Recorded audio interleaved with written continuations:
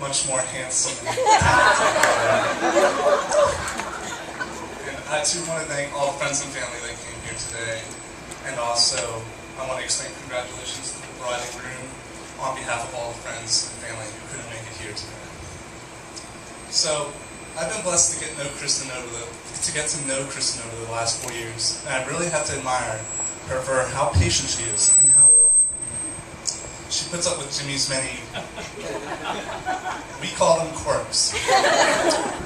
Many of you that know Jimmy know about these, like his mild obsession with botany, fish, painting, guitars, the Yankees, Quentin Tarantino, Mitch Hedberg, and most recently, brewing.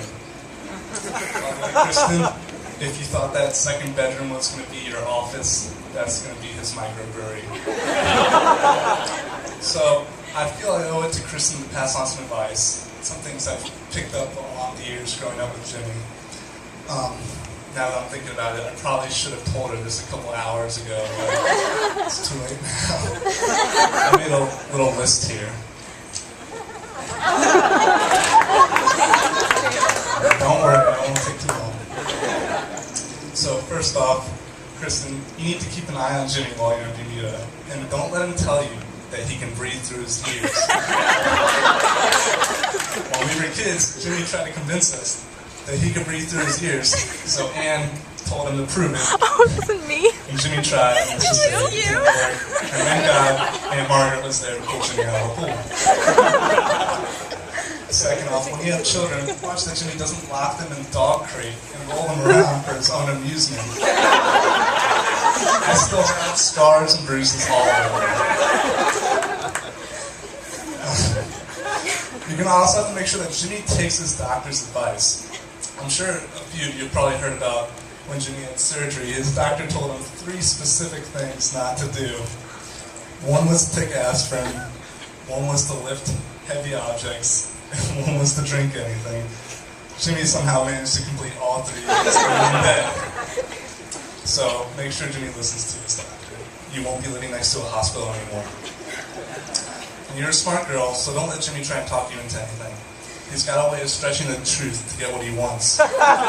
Like when we were playing tag one day when we were little kids, and there was a thunderstorm coming through, Jimmy wanted to keep playing, but everybody else wanted to go inside. But Jimmy had to have his way, so he convinced us that if we put rubber bands around our wrists, we would be okay.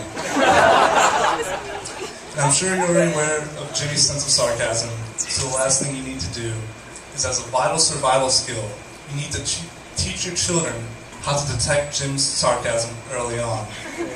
As a camp counselor, he used to tell the 6 girls that were complaining of dehydration and fatigue that running a couple of laps would make them feel better. The more gullible ones took off running.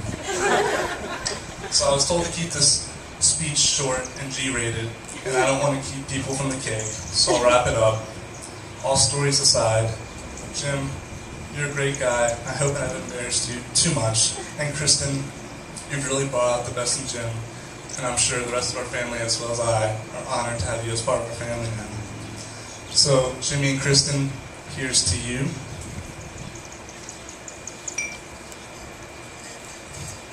May you have a long and happy marriage. Here, here.